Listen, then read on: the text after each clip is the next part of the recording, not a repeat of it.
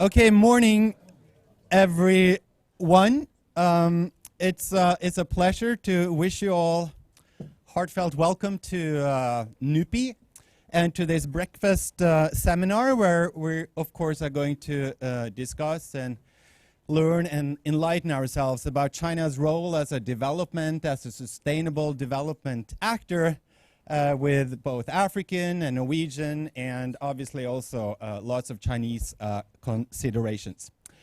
My name is Hans Gåsmyr. I'm a senior researcher here at NUPI, and it's a pleasure to be moderating this event.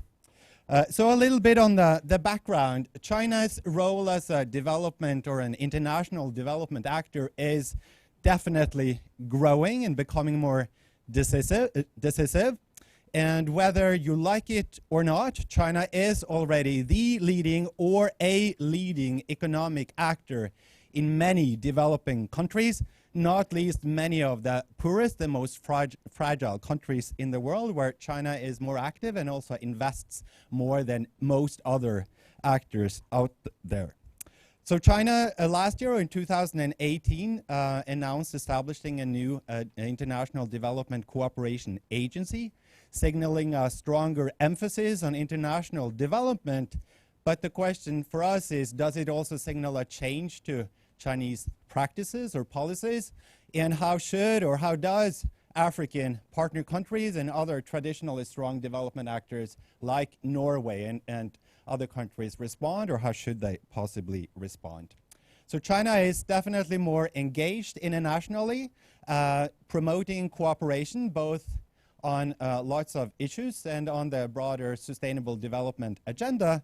But China is obviously also promoting its own experiences, its own interests, and its own principles when it comes to development. And we hear, of course, a lot about China's insistence on its non-interference policy, or its no or less or different types of conditionality, and is of course approaching issues like individual political and civil rights differently than other actors such as Norway. So this of course creates great opportunities both to discuss but also possibilities to work together on issues where different countries and actors have overlapping interests.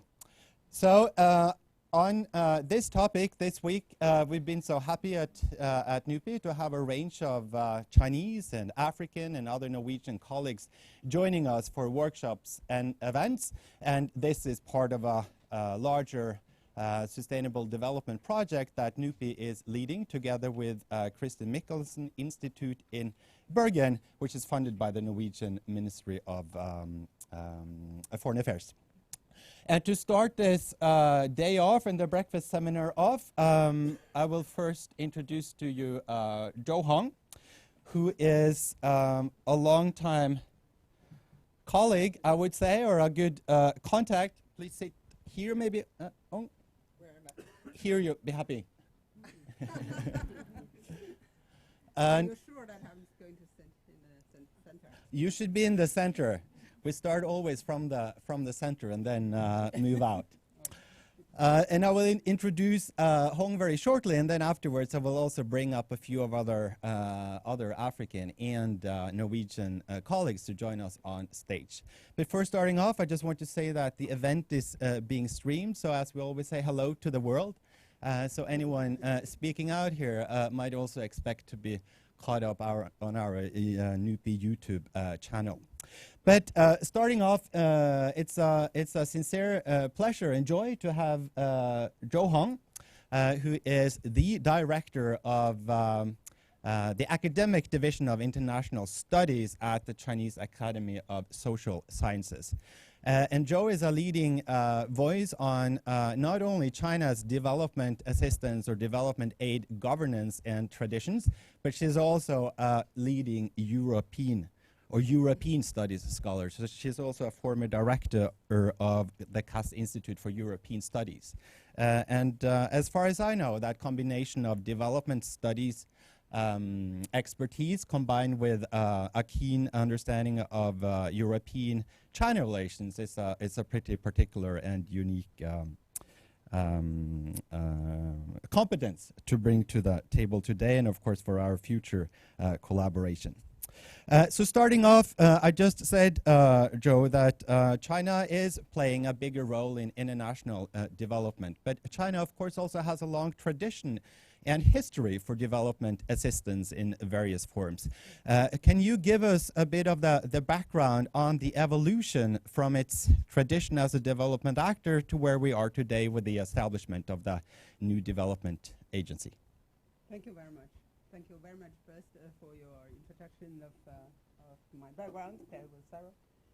And thank you all to come and to be interested in this topic. China, this year we're going to celebrate our 70th anniversary for acting as a development partner. So when we talk about the history, China has a relatively long history in working in this field. And of course, we have our tradition. If you ask me to talk a little bit about tradition, I think that tradition is still working. It's still relevant today. And it was represented very clearly by Zhou Enlai's 8 principles for aiding Africa. That was back in 1964 in Mali. And from that 8 principles we read, first of all, we are in the same camp with developing countries because for China and then the development partners, we had a common goal to be independent, to shake off some of the past burdens and history. In order to gain national independence, we realized that we need to have economic independence, not only political independence. And for economic independence, the poor countries, the South countries, need to work together. They need to have mutual support. And that was the beginning of aid to developing countries. And of course, there are principles to do this work. And from the 8 principles drafted by Zhou Enlai, you can read that first principle is equality. All the countries should be treated equal, and not only we treat each other equal politically, but also in our attitude. The Chinese should respect the African or Asian partners. Well, we should learn from them. We should really understand them, and those kind of provision. And secondly, those aid, mainly in kind, in projects, should be pragmatic, should be useful, should suit the local needs, and not to impose on your partners. And then, of course, this will be mutual benefit. We work together and we gain together. That kind of principle. I'd like to mention is that after that period, China entered into a very important period. That is open door reform. For that period, China merged from well, we don't call it a donor, we call it ourselves partner, to become a recipient, a major recipient of the world. In 1995, we became the largest recipient of Western donations, and those development assistance brought China new concepts, new ideas, new ways of thinking, and also together with new technology and changes of policy and institutions. So we think that we were not we were thinking, but if you read the World Bank's papers, they also think that China is a fast learner and fast developing country, a very fast developing country. We were taken as a good learner. And then pretty soon, in this century, China entered the other stage. We emerged to be, as Hans just said, one important development partner. In other words, we are now receiving less and less, but we are giving more and more. If you want to know in what areas we have changed, I could say in perhaps 8 categories. I think, principle, we stay unchanged. That is, taking all the countries equally, non-interference, no political conditionality, and usefulness for the locals. And those principles set up by Zhou Enlai was not changed. What has been changed, one is the quantity. You see a little bit of change, gradual change of the money we were giving out. From the last century, it's normally 10 billion yuan, according to our calculation, to now there's different calculation, about 30 billion, some calculated 60 billion yuan a year. So there is a clear change, steady growth. Secondly is the geographical distribution of these aid. Earlier, at the beginning, the Asian countries were the main beneficiaries of China's aid.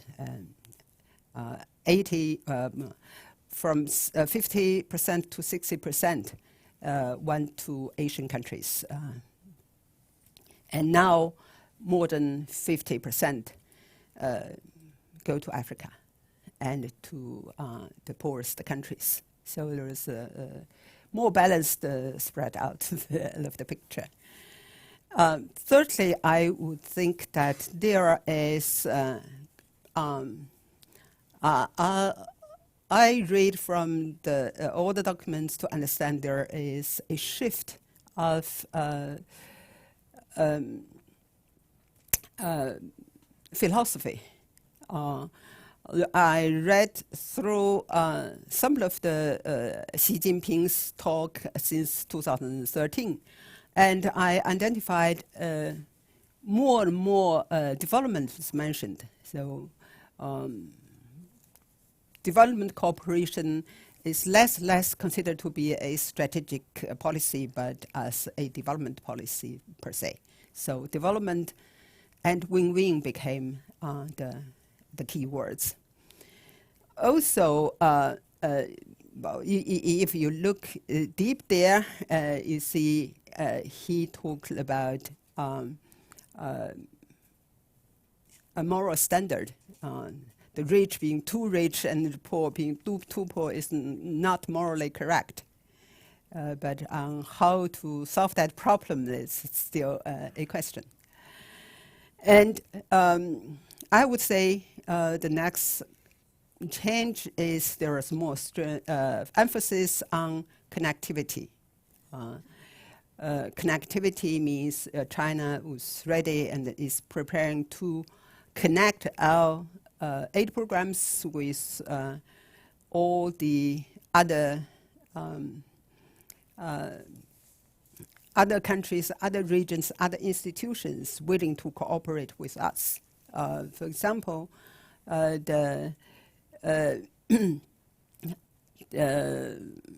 Russia has their own development program, and we will be prepared to connect our programs.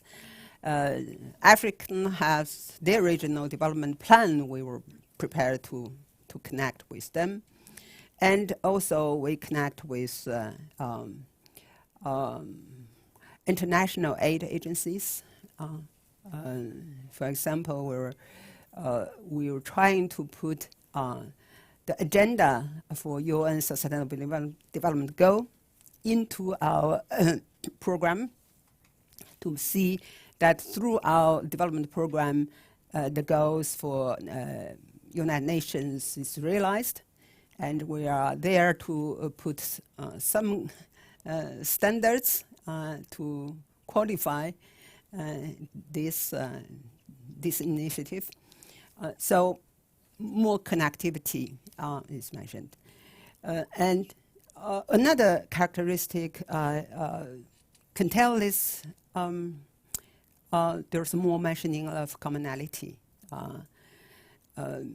Well, you probably heard a lot about common future and the common interests, but I think the essence of this commonality is doing things together. As if we decide to do it together, then we with potential partners, we together design the development plan, and we consult each other, and then we do it together, not one party, but several parties do it together. And then when it comes to the share of the benefit, we should commonly share. So no party should gain too much and the other too less. And that kind of thinking is very clear also in Xi Jinping's mind. And then, of course, we realize that for the development is a normal course, but it's also very complex. Development cannot rely only on official development aid. This is too little. So more and more actors should join hands, not only the government, not only the finance ministers, but also the businesses and NGOs. So there are more actors should be involved in development. And there, of course, it's complicated. You need to have a standard for the business joining in, because you have a principle, but the principle for the capitals usually is to have more gain. So you need to have a common standard for them. So this is in the process of making. And also, since the ODA is not enough, China was busy and has already built, together with other partners, some new funding agencies like AIIB, like Silk Road Fund, and there are a number of those joining hands with other partners, other developed partners and developing partners for the same purpose. And AIIB is very typical for doing things together, joining, planning, and commonly decide on projects and those kind of principles. Last but not least, institutional change. As Hans just mentioned, 2018, we have established a new institution that is called the China Institute for International Development Cooperation, CITGA. The CITGA is small. For the researchers like us, we argued for 10 years to have this an independent agency. We think that development has a value for its own sake. So they should not be that closely linked with the commerce, neither the foreign affairs. So it has its own job to do. So if you look at that new institution, you see the central government appointed a leader for this new agency who comes from NDRC, the National Development Reform Council. So he has the background of China's development. And we do believe that China can be China today as in the case of development. And for that development, it involves China's own efforts, but also the resources and help of all over the world. So we think that with that understanding of development as a complex is a normal, noble cause. We'll try to sort of redefine and have a sophisticated understanding of development, and hope to be useful to the rest of the developing world. And the agency is busy now making policies, country oriented policies, and also general policy, and they're preparing to put together the new white paper for China's development policy, and then the next 5-year plan. So we're looking forward to this new launch of development policy. All right, thank you, Joe, for a very elaborate and good background on the Chinese thinking and establishment around the new agency, which has excited a lot of actors and also spurred a lot of expectations, I think, towards China's expansive role as a development actor. But China is, of course, also facing a lot of critical views and a lot of criticism from different countries and different actors. And there are a couple of 3 areas that have a very frequent kind of appearance in those debates. And one is around transparency and lending practices and supposedly debt traps or debt issues. China's win-win kind of principle is being challenged by people that is arguing that is more China first and resources foremost, and also the non-conditionality or non-interference policy is also criticized from lots of actors, arguing it leads to irresponsible behavior in countries and among actors that are either in a very conflictual domestic or even kind of corrupt practices domestically. So you, as a Chinese development studies scholars, how would you kind of start to address those frequent types of criticisms? You have so many questions. I don't know whether you expect me to answer one by one.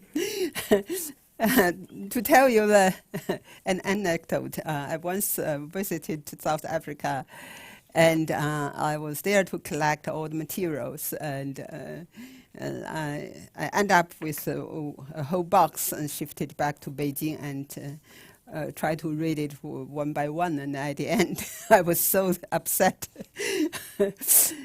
by those many criticism, and some of those I find not granted. It shows that they probably don't know the subject very well. I realize that we are facing a lot of criticism, and I expect not more and not less. Since China is playing bigger and bigger role, there are bound to be more criticism. Transparency, it's not, I don't take that as a criticism. I take that as an mention, reminding. This is a fairly often heard word. Whenever we have internal meetings in China with so-called experts, transparency is always on the top of the list. There is discussion on how can we be more transparent, through what channels. Not only the outside world want to know what we're doing, but the Chinese also like to know. But Chinese public opinion is mixed, like in other countries, not in these countries. You have a tradition of solidarity, and your majority people are supporting more aid. And China, if you publicize, and there are always comments on China being a poor country, should give not too much, that kind of public opinion. But no, that's not the issue. I think the issue is how to satisfy people demand for transparency. I think the policymakers have tried several ways. One is this newly designed logo. It's brand new. It's called China Aid for a Common Future, with a sign signaling the connectivity. Do I have it here? Well, I don't have it very big, but somewhere there. You can Google. It's easily coming out. It's not here. So it's a big sign putting on the China's projects, so people know that China is working here or there. Figures. Many Chinese scholars complain that there is no statistics to do research on. And I have been working on the project basis with the Chinese relevant agencies. And I found out that is exactly the field that China needs to further develop itself. In other words, China don't have statistics. They don't even have a systematic structure collecting data. So when I worked with them, I said, well, I like to have a trace back of how much help China gained from outside world for the medication and medical reform. I said, this is a very good idea. We have 2 houses of materials. And you can just take a look at it. And they also signed me 2 assistants. And after 2 months, we declare failure because there's nowhere to trace. And so my advice is why can you starting from day to day, establish a system that you can trace all the figures and the statistics. So the researchers in the future, they know how many money comes in to the center and how much went to provinces and even to the counties. You need to do that. My understanding is that there is a new bureau established, and it will be very hard to trace back, but we hope to have reliable statistics into the future. This is a part of our own reform, I think. And then we will have transparency problem partially solved. And now, if you demand, then they will tell you, go get the figures yourself. We don't have it. It's not that we don't want to give you, but we don't have it. There are some contracts in the making. They probably choose not to release before the contract was signed. This is partly to respect partners. If we want to release the information and then the partners were not ready, that is not polite diplomatically. So that's also the case. So I think transparency is not, to me, a political or institutional issue. It is also a reform issue. If you see China is going to develop not only economically and GDP, but on all fronts, then you see a new picture. So that's the issue. I forgot your second. Well, there are serious questions. A series of issues, but we will come back to them. I think moving on, I think we should ask some of our colleagues to join us here on stage. So, Erling, Stephen, and Sergio, may you come up and join us, solve the big questions. Yeah, sure. And I'll move to the less comfortable chair. which is the same type of chair that most people are sitting on, and then our speakers will be seated more comfortably. Hello. Hi. So I'll introduce you one by one. So I think we'll start with Stephen Kuo, who has a long and rich experience in particularly peace-related and peace operations-related research, focusing on China and other actors' roles. Nowadays, he has stepped into the business life and is in with the company Barlow World. So he has also a business perspective, but he's mostly here to share his knowledge from his kind of scholarly work, where he's also associated to the University of Pretoria. So Stephen, so you have focused both on peace and commercial activities from the Chinese side in several African countries. So from your perspective, how substantial are Chinese contributions or Chinese activities when it comes to peace involvements and business involvements? Thank you, Hans, and thanks everybody for coming through and being interested in this very important question. So, a slight background. So China has been engaged with UN peacekeeping operations in Africa since 1989, since Namibia. And they've been relatively quiet for the first 20 years or so, but they've been stepping up quite a lot. China was in the UN mission in Liberia. That's a peace-building mission. And more recently, we know about China being involved with sending combat troops to both Mali as well as in South Sudan. So from the peacekeeping side of things, China has done plenty. And it appears that China really wants to do quite a lot more.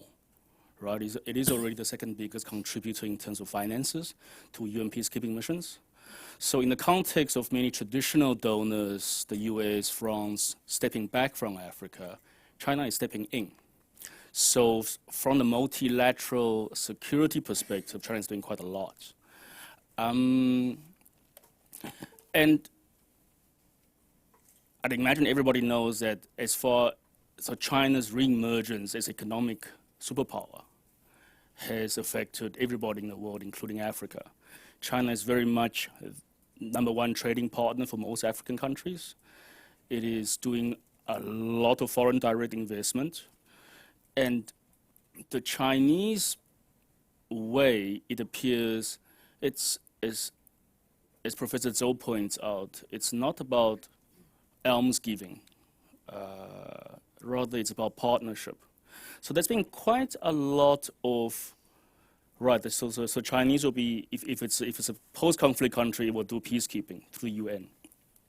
It will also send its construction companies to assist with post-war reconstruction in infrastructure. And this includes telecommunications. This includes roads and bridges, which the Chinese are quite good at, both in their construction companies as well as in their financing of these infrastructure, right? And in a way, this is, if you like, the Chinese model. So China, when reform opened up, it was infrastructure-led economic development. You build a road, you build infrastructure, and economic revival follows thereon. So in the context of many underdeveloped or post-conflict countries, whether it's South Sudan, whether it's Liberia, China is doing what it knows best. Let's build a road, fix the bridge. Let's sort out telecommunications. And from there on, hopefully, there can be economic revival. So this is what I so it's pragmatic. So and this is what China, perhaps it's not intentionally doing, but that's how Chinese did it in China, 80s and 90s and 2000s, and this is what China is doing in Africa today. So as far as it's already doing a lot, and I think what's important is that there is quite a bit of potential to do a lot more. So because we're actually noticing it's not just infrastructure, mining, and resource extraction that Chinese companies are in.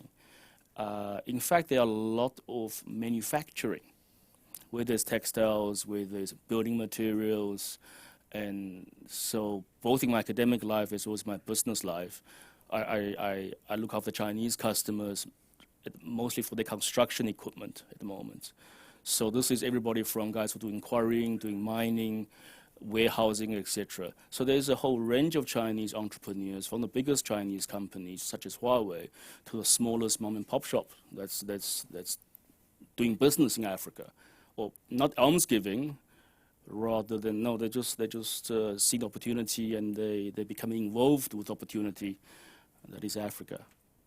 All right, thank you. We will hear more from you, of course, but moving on to Sergio Chichava, who is with us from the Institute of Social and Economic Studies in Mozambique. You have worked on not only China as a development actor, but Brazil and also other BRICS countries or actors from the BRICS countries. So from what you see, are all these actors same or same but a bit different, or very different? Big question. Thank you very much. In fact, I've been working on BRICS in Mozambique, and what I would like to share to you is just differences between Brazil and China. First of all, Brazilian engagement in Mozambique is much concentrated on education, agriculture, and health. So this is a big difference with China, which is more concentrated on infrastructure. And upon your arrival in Maputo, Maputo is the capital of Mozambique, you can notice, even if Mozambique is not the Chinese top partner, but because of investment in infrastructure, you can notice, you can see Chinese presence in Mozambique. The airport, the main airport of Mozambique was built by Chinese. The first ring road in Mozambique also was built by Chinese. So we have a wide range of infrastructures built by, even the government palace, the palace of the president was built by Chinese. So China is not, Mozambique is not China's top partner, but Chinese presence in Mozambique is much more visible because of this aspect of infrastructure. In terms of differences, we can see that Brazil, its engagement, it's done mostly in terms of trilateral arrangements, most of the time with traditional donor, which is not the case with China. But also in terms China, in terms of Brazil, we can see a mix of cooperation or modalities arrangement. We can see a combination of concessional loans and technical cooperation. This is not the case of China. So this is another difference. Another difference or similarity is the transfer of China or Brazil public policies or some elements of those policies into Mozambique. So not only into Mozambique, but also into Africa. We can see in the case of China, the Chinese Demonstration Agriculture Center is the transfer of Chinese agricultural experience to Africa, and also in the case of Brazil is the same. So there are differences, but also there are commonalities. Also, in terms of narratives that frame the engagement, we can see slightly difference, but basically we can say they are framed by historical and solidarity reasons. In the case of Brazil, for example, they say that they're engaging with Mozambique or with Africa because they have moral debt due to the slavery. In the case of China, it's because they are long-standing partner of Africa, in the particular case of Mozambique, standing partner in the struggle against colonialism. So we can see that there are differences, also similarities. Yeah. Thank you. Mozambique is, of course, also a key priority partner seen from the Norwegian development perspective. Are there some issues or areas in Mozambique that you feel none of the development actors are really focusing on or not paying too much enough attention to? I think nobody will take me serious if I say what I would like to see. But first of all, I would like to say that Mozambique, during the liberation struggle, received support from Norway. And Norway has been a key partner of Mozambique, particularly with the ruling party Frelimo. So I think, and the image of Norway in Mozambique is very good. But we think that the support that is given by Norway to Mozambique is helping to undermine the democracy. Yes, you will not agree with us, but or with me, but I think the local elite or the local ruling elite is using this resource to stay in power, to exclude others' political opposition. So I think it would be great, or it will be good if the Norwegian, not also only Norwegian, but European partners support the civil society organization, medias, and all the opposition parties, or to strengthen democracy in Mozambique. So, but I think nobody will take me serious. We'll see. We'll see. Thank you. Moving on a bit, Elling Chønneland, who is, of course, a senior researcher at the Christian Michelsen Institute in Bergen, CMI, and also a key colleague on this sustainable development project that I have been helping to be leading for the past year. You are, of course, also a long-time scholar of development and development practices, aid governance, both from Norwegian, African, and Chinese points of view. How do you see the kind of development or aid field and architecture? Is it a wheel that is constantly changing with abrupt and big changes, or more of a kind of a stable area of international politics and development? The global aid architecture, if we should use that term, you can choose to use that term, is of course constantly changing and evolving. But to zoom in on the role of China, China is of course important because it's so big, and whatever it does will have an impact also in other developing countries. And if China deeply affects prospects for development in poor countries where Norway is actively engaged as provider of development assistance and through other means, it of course has implications for Norwegian aid, because Norwegian aid is supposed to be adapted to contexts and local needs. China as an aid donor is important because of the size, the volume. It is rapidly expanding its aid. I mean, it's hard to get precise figures. But it's big. If you take the announcement at the last summit between Africa and China in last year, in 2019, China promised to provide Africa with 40 billion Norwegian kroner every year for the coming year. That's a lot of money in development aid. Actual figures might be much lower, but it indicates that it's sizable. But the most important thing of what China is doing is not really providing sort of traditional aid, but it's how it is used in relations to its commercial expansion and China's important role as provider of finance for development in Africa, and especially infrastructure development, where it is making a big difference.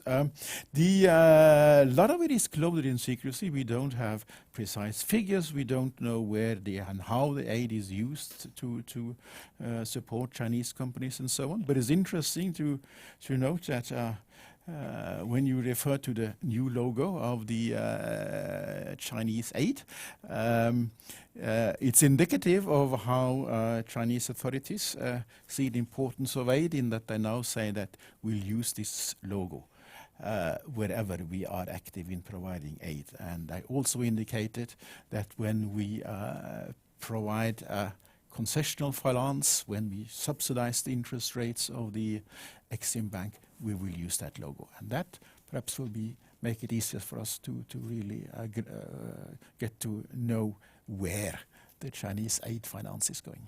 So we can start counting logos. I'll bring that for my students on research methods. But good, Elling, but you also know a lot about the kind of tradition and background of Norwegian development practices and policy. And China, with a growing role as a development actor, do you see it influencing Norway's way of doing and thinking development or aid, or should it have an influence in terms of also steering our policies and practices? Well, that's an interesting question. It should certainly influence and shape the Norwegian way of providing aid, but primarily in posing new challenges for Norwegian development aid because of China's overall engagement in poor countries. Chinese aid policies is evolving. If you look at what they have been doing, it's dominated by traditional project aid, plus the funding for the loans, the subsidy of the interest on loans, but it's traditional project aid. And it has been combined with a very strong adherence to the principles of non-interference. And also, de facto, they have ignored issues around institutional capacities and so on. But there are two things that has changed the Chinese way of thinking. And we're still sort of, I think the Chinese is still finding out what the implications are. The first big thing was the Arab Spring, more particularly the fall of Gaddafi. There were 30,000 Chinese citizens in Libya. They have $18 billion in loans. That all changed overnight. Since then, China has been grappling with issues around security and politics, and trying to combine that with a traditional non-interference approach. But security, politics, stability has been quite critical to the Chinese approach to Africa. The second thing is that China, I think, has come to realize that it is important to ensure that whatever we do in providing finance and building infrastructure, we have to ensure that it doesn't end up as what we used to call white elephants. We have to look at is there a capacity to manage and run what we have provided? Are there politics and institutions in place? And they are grappling with those issues. And then it will bring me to what are the sort of possible implications for Norwegian aid. The Chinese are keen to learn. They are not in any way going to adapt whatever Norway has been doing, but they are very keen to learn about Norwegian experiences. And that is an opportunity we should use. But the biggest challenge for Norwegian aid is actually how we adapt and evolve and frame our aid assistance strategies in individual countries so that the aid can be more effective in meeting both the new opportunities that they face up with Chinese engagement and so on. I mean, that can be anything from management of natural resources from oil to fish. Those two areas, perhaps those two areas in particular, will be strongly affected by the rapidly evolving Chinese engagement, finance management, and so on. Yeah. Good. Thank you. Now I'll turn to a few questions that I will pose to all of you. Not that all of you have to answer them, but you will definitely have the opportunity to. So we hear a lot and we talk a lot about the Sustainable Development Goals and the Sustainable Development Agenda, or what we call the 2030 Agenda. How much of that is just a talk, or how much does it actually matter in terms of steering both domestic and international policies in the area of development? I think I'll pose the challenge to Joe first. China has been working very closely with United Nations. And China has fully supported this Sustainable Development Goals. And the first step was to adapt those standards internally. It's very difficult, and if you look at the size of China and you look at the provinces and province authorities, predominant thinking would traditionally was the GDP growth. Now we've taken that out of the criteria. So the provincial officials should not be sort of evaluated against this GDP growth, but putting the green standards in. But yet they also have to face employment. When a lot of polluting plants were shut down, I've seen some of those in the provinces. There was an issue of recreating jobs. And of course, there's also tensions between the central government and the locals, where I was sitting in some of the parliamentarian debates, and you always see the tension. The local government would argue how I'm going to generate enough sort of employment, and then the central government said, whatever you do, you should not go over that standard of protecting the air.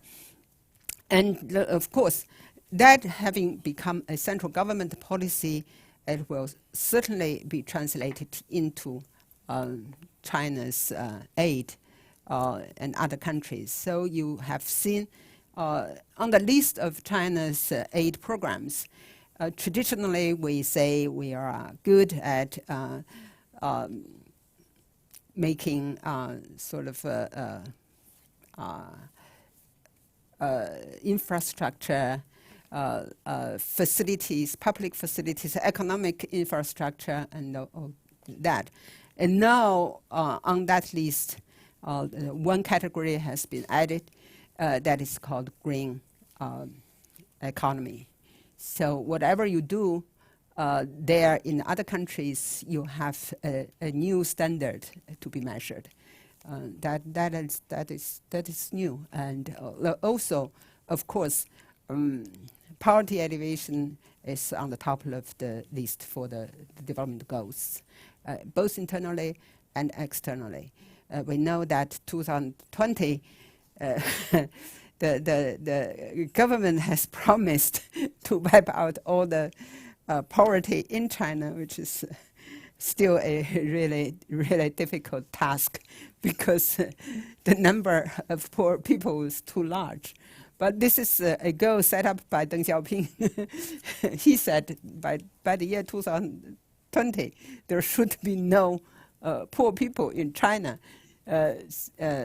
So we do believe that if we solve that problem, that's partly have met the UN's poverty alleviation goal, because the number of the poor people will be left out of poverty and put above the poverty line.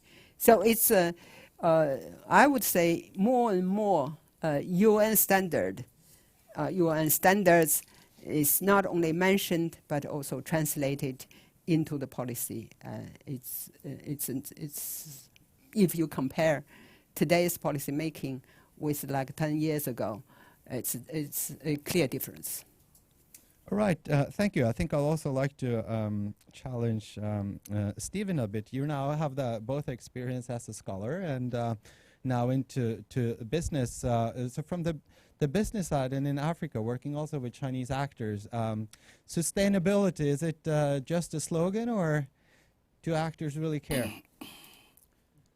Well, I think Chinese companies, at least private companies, care as much as other private companies care about.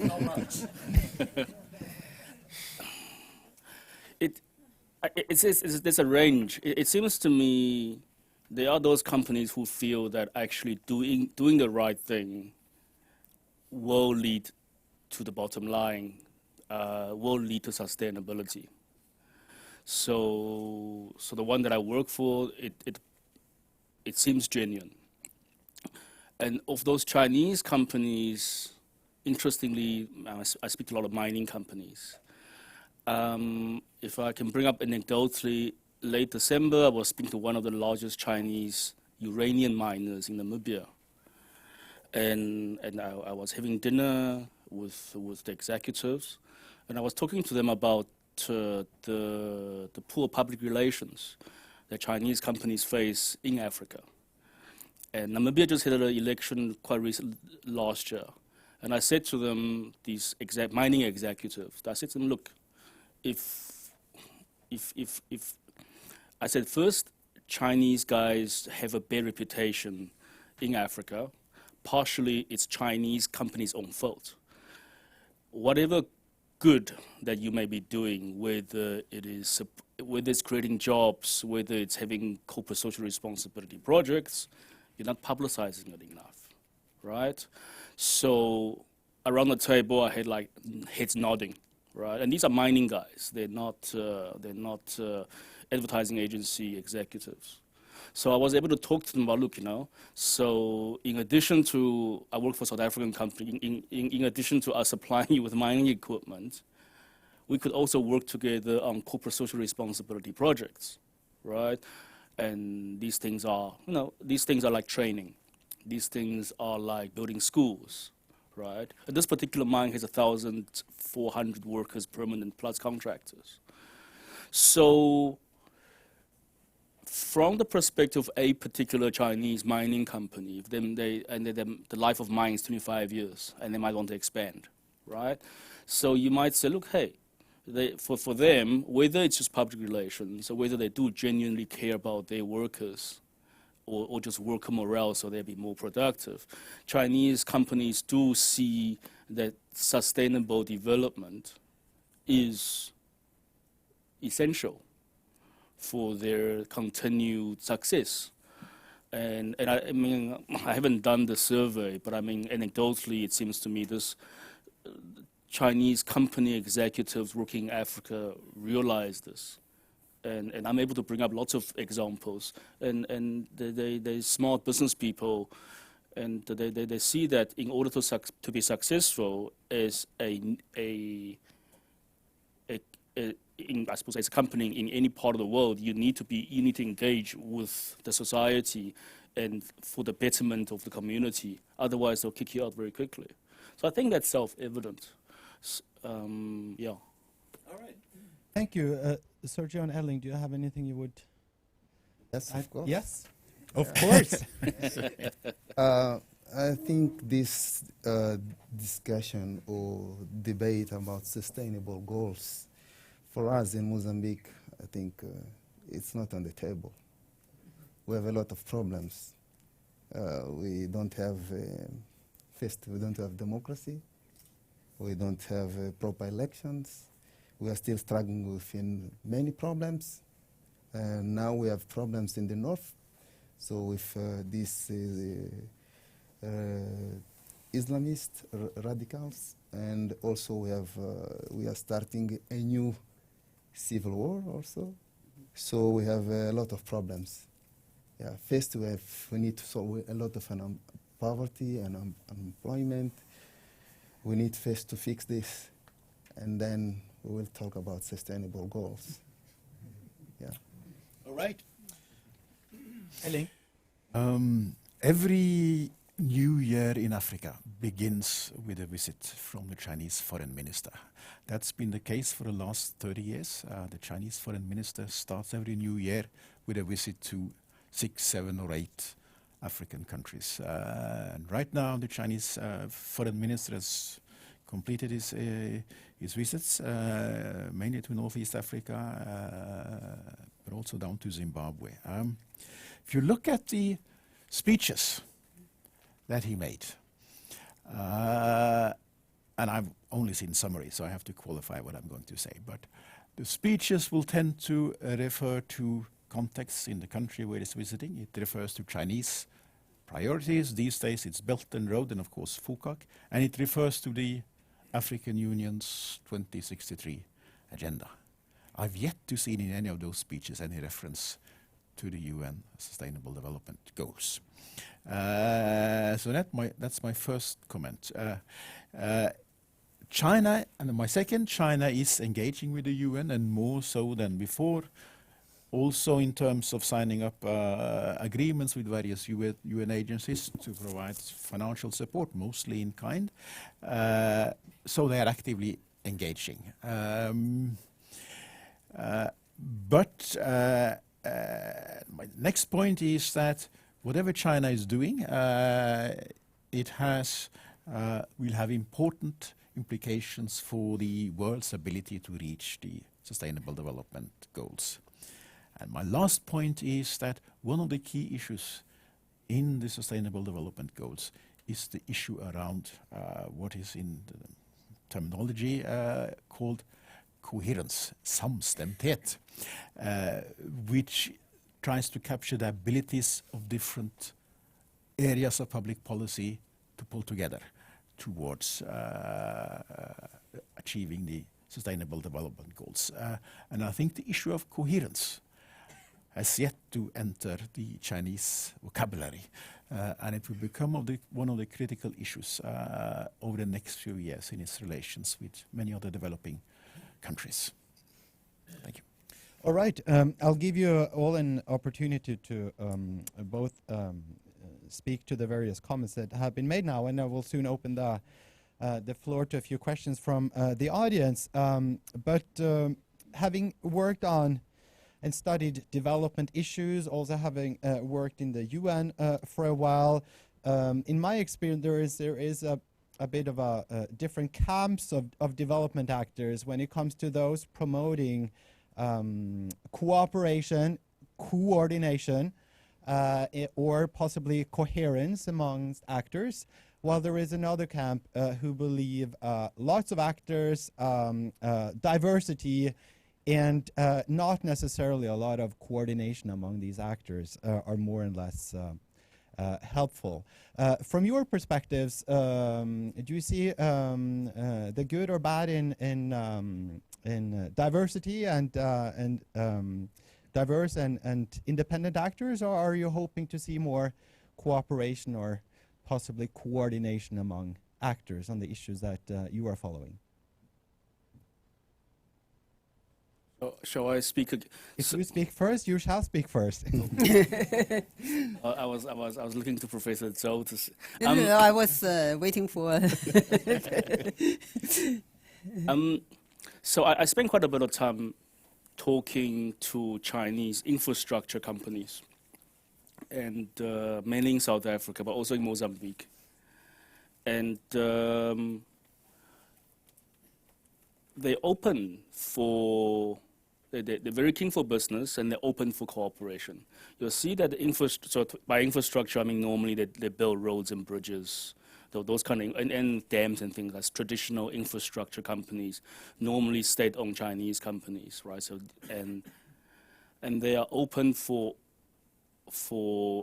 different ways of doing business, and they're open for talking to different people, whether it's financing, whether it's hiring a European engineering consultancy firm with. So my experience is that Chinese construction companies in Africa do not exclude people based on where they come from. There isn't, I will not speak to a Japanese provider of equipment. I will not speak to a Norwegian consultancy. So my experience from speaking to these Chinese guys who do this infrastructure, they're quite open to coordinate. And I know that the official Chinese Chamber of Commerce in South Africa, they've just signed an agreement with the British Chamber of Commerce. So in Africa, the British might be a little bit better at consultancy, whether it's engineering, whether it's risk management, and those sort of things, and or environmental assessment, where the Chinese might be better at bringing finance and actually doing the actual construction. So my experience is that when it comes to working with different people, the Chinese are actually not against it at all. They're quite happy to do it. So that's my personal experience.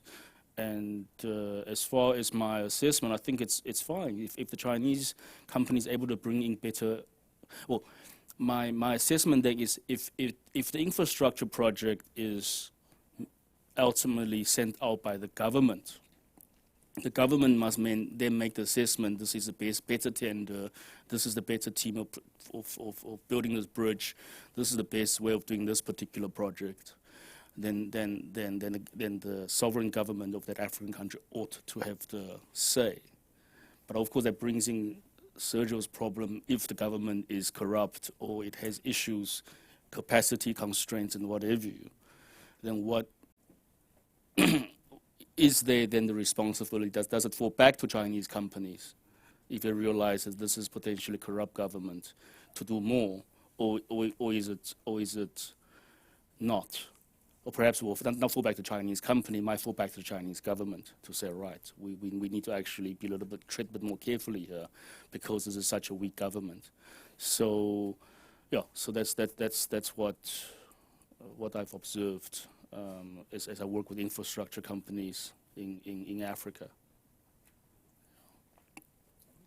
Well, when I talk to the relevant Chinese agencies, the impression I have got from them is that China is open to all kinds of cooperation, either it's with international agencies or with other agencies such as CEDA, such as DFID, such as Germany and Japan. So it's open. We even think that if a project is made or can be made of using different kind of comparative advantage, it should be a more efficient way of doing development. And such thing we did in China because some of the donors coming into China, they're not doing their own things. In other words, at the beginning, there seemed to be a bit of sphere of influencing, like the British did work in their traditional field or province. The French was concentrating on the south west. There were a lot of German projects in Shandong province because they were there during the colonial period. But fairly soon, it's this phenomena disappeared, and you see more and more cooperation, and also cooperation led by the big institutions like the World Bank, UNDP, and even UNICEF, WHO. So, and we find that we benefited from it. And also we have tried out some of the development project with our neighbors, also involving other partners.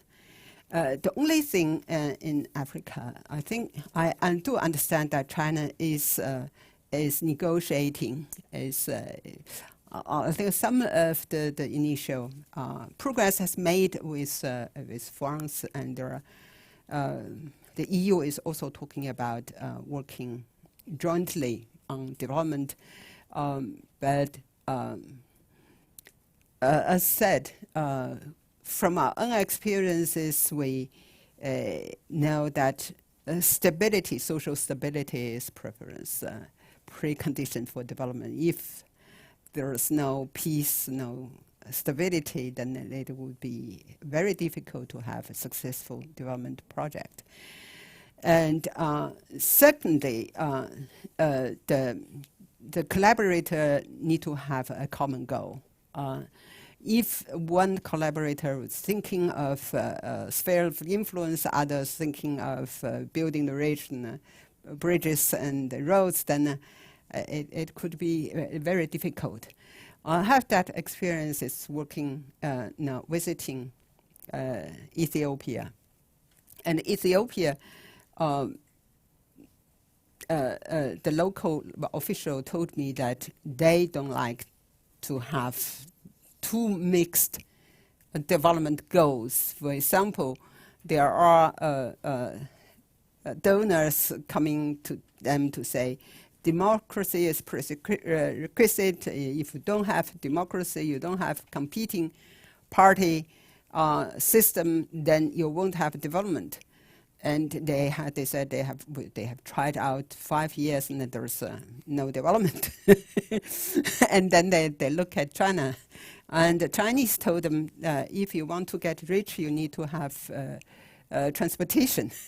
The transportation can bring your resources sort of together and enlarge your market. So they come to China for helping them to build the roads, that kind of thing. So what I'm saying is,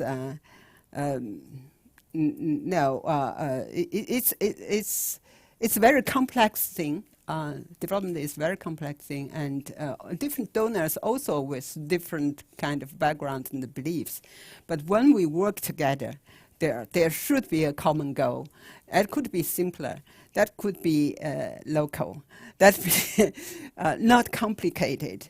But if you share that, then the collaboration could be successful. Otherwise, the local people might just reject because they don't want to see two different minds working in their field, either competing or not thinking really of the local development.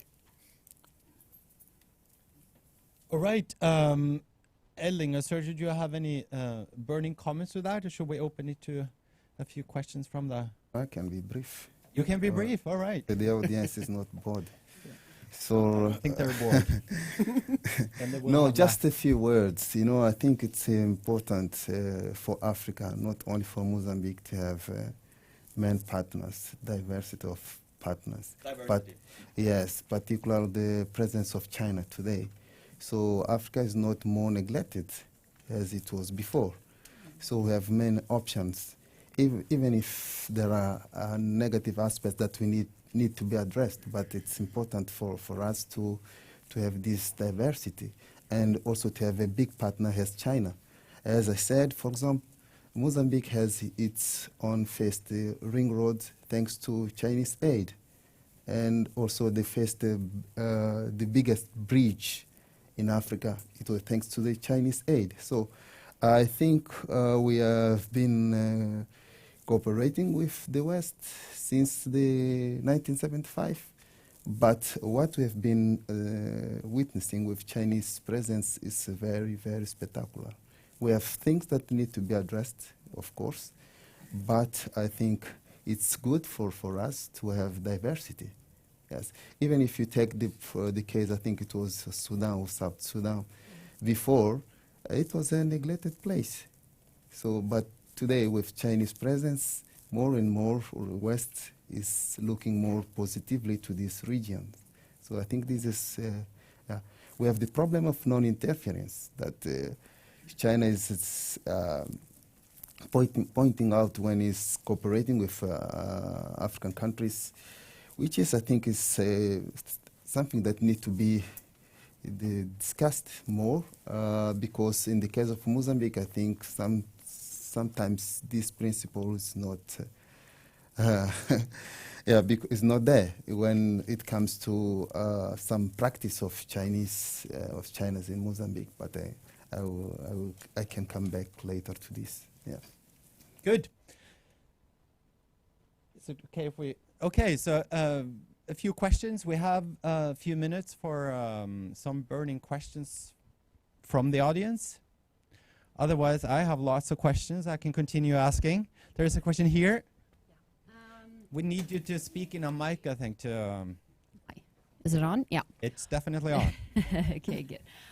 So I was wondering if you could talk, because you mentioned that Norwegian involvement could be damaging for democracy in Mozambique. And for me, it's kind of, I find it really interesting, but also really difficult. How do you involve yourself in a country to promote democracy? It's kind of a mismatch somehow between that, like foreign intervention and promoting democracy in a way.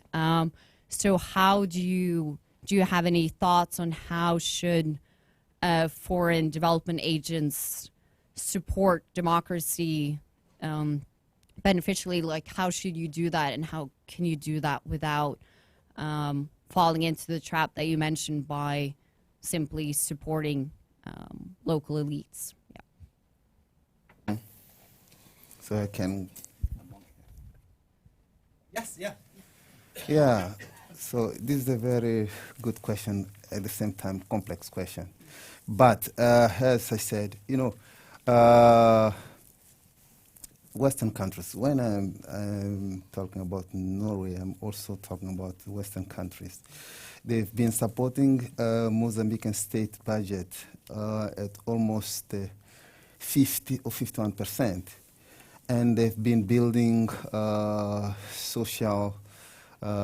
on social projects.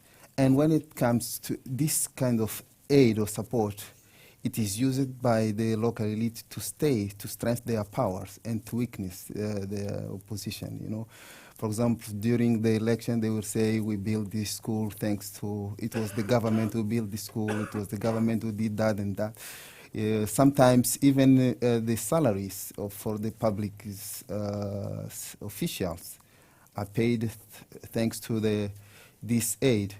But I think if Norway or other Western partners stop to support and put more pressure on the government, we can have more democracy, we can have more transparency. So what I'm saying is that they are supporting the local government, even if we don't have a free and fair election, even if we don't have transparency, even if we have a lot of corruption, So they have an opportunity to put pressure and to push the local elites to open more to bring more democracy in the country. They are not supporting, as we are expecting, the civil society organization. They are not supporting also the media. So that's why I'm saying that it could be great if Norway and other Western partners could put more and more pressure, or stop to support the state budget, for example. They could say, we will support you if you respect more human rights, if you have free and fair election. For example, last election, it was a joke. We have almost the government, the ruling party won with more than 72%. And the European community said it was free and fair election, but it was a joke, not election. We didn't have election in Mozambique. So, but they are still supporting the government. They will support more and more. For European, in this case also Norwegian, it's better to have Frelimo in power rather than to have Renamo, So I think this, they say, I think this is not good. So it needs to be changed. Yeah. Thank you. And of course, we do like complicated and complex questions. Otherwise, scholars and researchers like ourselves would not be as useful as we feel we are. There's a question back there. Yeah, thank you. My name is Rolf Reh. My question is related to results of Chinese investments and projects in Africa. Because there is a lot of hearsay and opinionated journalism around Chinese presence and Chinese projects. I have lived for the last 10 years in Ethiopia, Nigeria and Angola, and I've seen quite a lot of Chinese presence and activities. Last year in Angola, I traveled almost the whole stretch of the Benguela Railway from Lobito to Luena, almost to the border with DRC, and we also traveled on the Mocamedes Railway into Minong. And what we could see was the enormous uptake of local trade along the line, enormous expansion of export of timber, of rock, and eventually, since I've left, I've also seen that eventually the copper export is also increasing. But what I find a bit puzzling is that there is not much research being done on the results and effects of the project that earlier on was to some extent ridiculed.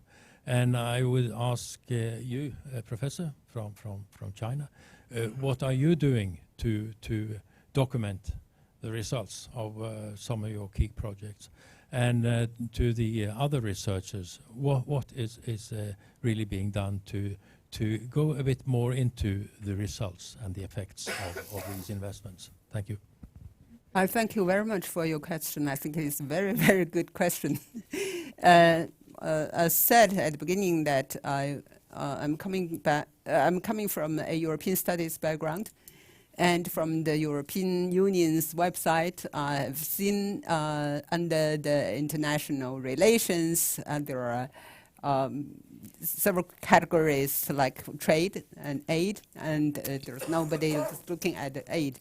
So I was among the first generation doing this kind of work. And I do admit that research is much, much backward. I envy you. I have never been to that part of Africa. I have only to several African countries based on the contract to do evaluation of China's projects there. We found a lot of good stories, and we also found problems to be corrected. I do admit that we don't have enough research resources put in, and this could be a very, very good recommendations. I think development, international development, foreign aid should be a subject to attract more Chinese scholars and Chinese researchers to do this. And also, I think we should be open to collaborate with for example, the researchers from your country, from other European countries, from other countries, to do joint research, to have balanced view. I think it's a very good suggestion. It is one of the shortcomings on our side. Right, thank you. And there's a question here. There are many hands. I'll try to get to as many as possible. Thank you. My name is Arve Ofstad. I recently co-authored a paper with Elling here, which is outside, which you can find outside, on China's role in China. In Zambia, sorry. China's role in Zambia, sorry. That two things that strike me first of all, and one is that China is that's one of the countries where China has been seen as big and dominant and perhaps even threatening. And I think I agree very much with Professor Hong here that a lot of these are exaggerated. China is not as big as people think. The standardized, the European and the Americans are still much bigger in most cases. If Elling is right, you said something about total development aid to Africa being 40 billion Norwegian kroner, and that's the same thing as Norway, and that's 4 or 5% of total aid, global aid. So. That would be an illustration of that. Secondly, that yes, there are worrying issues. There is a lack of transparency in some of the issues, but there is more transparency than people think when you start looking. So that's two of the sort of more general findings that you can see.